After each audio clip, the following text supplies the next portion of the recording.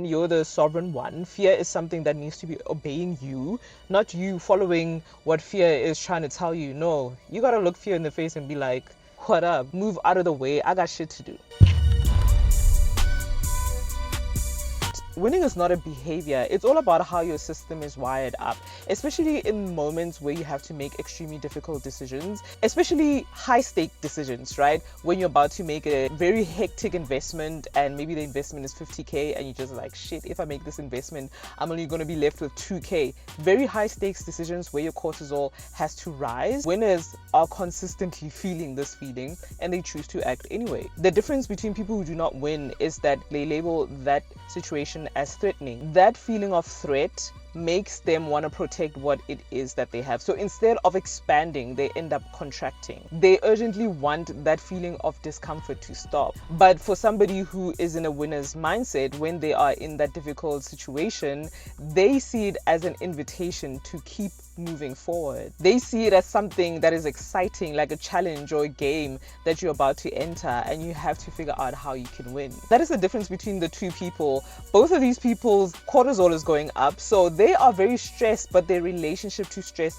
is very different. The human body is an operating system that can be trained, and it can only be trained if you understand how you react under moments of intense pressure. And if you don't know these three things that I'm about to explain in this video about how you can train yourself in order to react and have a better relationship to stress, unfortunately, you're going to see high stakes decision making as something that you always need to run away from. Michael Jordan is an athlete who didn't make his high school basketball team, and he didn't go home and say, okay, because the coach cut me, it means that basketball is not for me anymore. He read that as information to say, hey, maybe I'm just not ready for the high school team yet. Maybe I just need to put in more hours to train. And that's what he did. He trained every single day as hard as he could. He built up his nervous system to have a great relationship with high stakes, high pressure decisions. And I mean, basketball is a game where like every second counts, right? So he started that journey in his personal life where when people rejected him, he reframed that conversation so that he can always come out as a winner. His nervous system was put on the edge so many times that he understood that that feeling was not his limit. The thing is, most people will do something and they will reach the end of their comfort zone because it's so uncomfortable. The story that they tell themselves is that they've reached the limit, but they haven't reached a limit, they've reached a gate. Anders Ericsson is somebody who studied a lot of high performers. What he found is that what separates world-class performers and average performers is not the amount of practice that they put in, it's the type of practice that they put in. The best kind of athletes, the athletes we always remember, always practice to the edge of their capacity. They're always in that uncomfortable zone, always in that space where failure is almost guaranteed. So what he was explaining is this place where athletes stay, where they are stretching their capacity so much to a point where their capacity starts to expand. Now, what used to be stressful is not anymore because your capacity has expanded. That is the reason why that somebody who consistently wins is not winning because of their talent. They're winning because they're more familiar with pressure and they understand in their body what the stress and the pressure feels like before a person has a breakthrough. And that space that holds a lot of pressure, holds a lot of stress, that happens right before the breakthrough. Yes, it's important, but it is very important also what happens when you do get the defeat, when you do get that no, right? And how you handle that tension between those two spaces. And this is where Serena Williams is just like cut above the rest. Serena Williams has lost so many matches in her career, it's actually not even funny. She has lost in finals, she has lost to players that are beneath her, she has lost while battling controversies and making headlines for stupid things. Can you actually imagine the mental stamina that Serena Williams has to have in order to block out the stupid noise that people are always yelling towards her that have nothing to do with tennis? But every single time she lost, she always came back. And not because she was built to be able to handle pain. No, over the years of practice, she has trained herself, with the help of her father, of course, she has trained herself to be able to handle loss. She's able to reframe what loss means without the loss taking away from her identity. So even though she lost the match, she doesn't become the person who loses. And that separation, that story that you tell yourself when you do lose, is the difference between what makes you a winner and what doesn't make you a winner. The truth about people who win consistently is the fact that they've lost consistently as well. Because they've lost consistently, it's given them an opportunity to form and have a great relationship with loss. That's why in my videos, I always talk about failure and how I believe like failure is one of the best things that could ever happen to you, because it's a tailored lesson that is specifically designed for you. And you can use it to catapult you, or you can use it to bury yourself. Winning is here and losing is here. What happens when you lose is that all these lessons trickle down to make winning easier over time. When you have a situation where you do something and what you get is not what you expected to get, what happens is in the brain is that a signal fires of discomfort. And when this signal fires, fight or flight activates, and a lot of people react to that signal by fleeing. What fleeing looks like is, saying, hey, maybe it was not the right time, or blaming external factors as to why you weren't able to take another step forward, or it can be trying to avoid similar situations in the future. But the person who has a great relationship with loss does the opposite. They sit with that discomfort.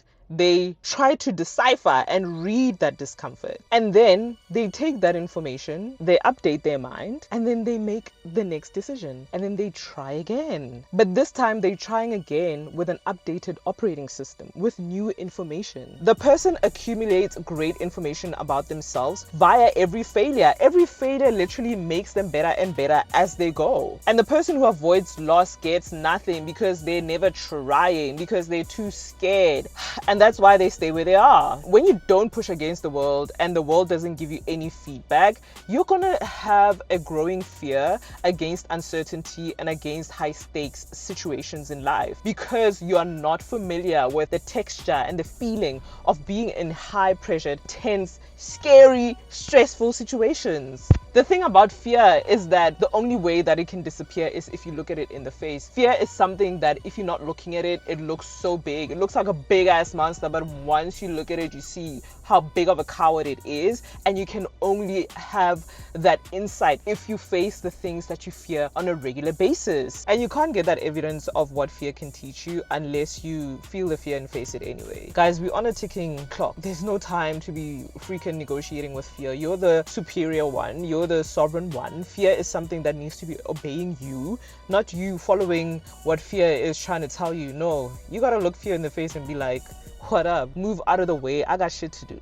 You gotta face the things that you fear so much that the comfort zone just feels too small. It feels too tight. Winning becomes the next obvious step, because every single decision that you make from now on is a decision that is coming from courage. It is a decision that comes from you believing in yourself and believing in the fact that you can change the circumstances of your life.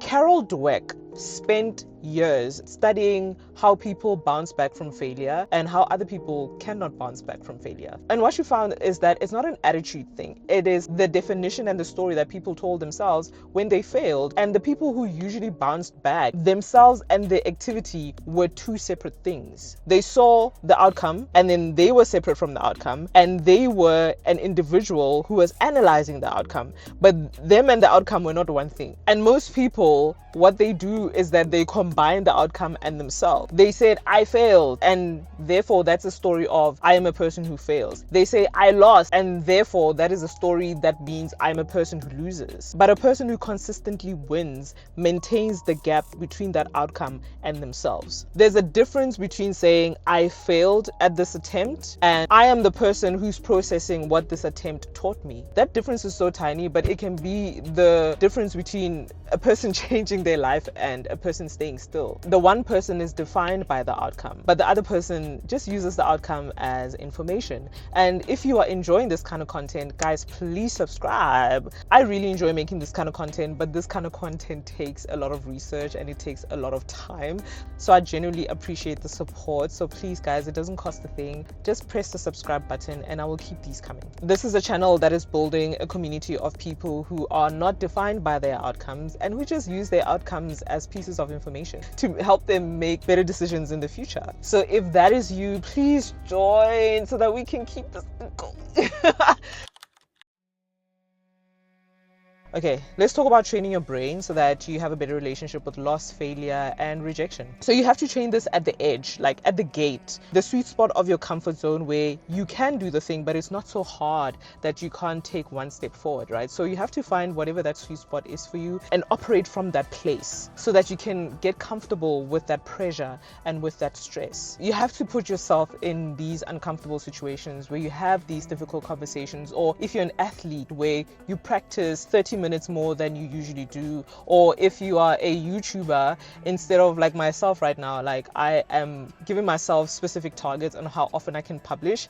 Yes, it is forcing me to rearrange things in my life where I cannot make excuses anymore. I told myself that I want to have a successful YouTube channel, and there's so many excuses that I could make. Like, I'm recording in the car right now because I understand I only have 30 minutes to record this video, right? And I have things to do when I get home. I have to get home and edit, but I also have other commitments. There are so many excuses that I could make, but this is my gate. This is my threshold. It is the point where I am comfortable. I am in the car. It is not so difficult that it is impossible for me to hit record. So whatever that gate is for you, you have to find it, and you have to operate from that place and stay in that space, whether people are looking at you while you're doing that thing, whether people are like, oh my gosh, what do you mean she's recording in the car at the mall?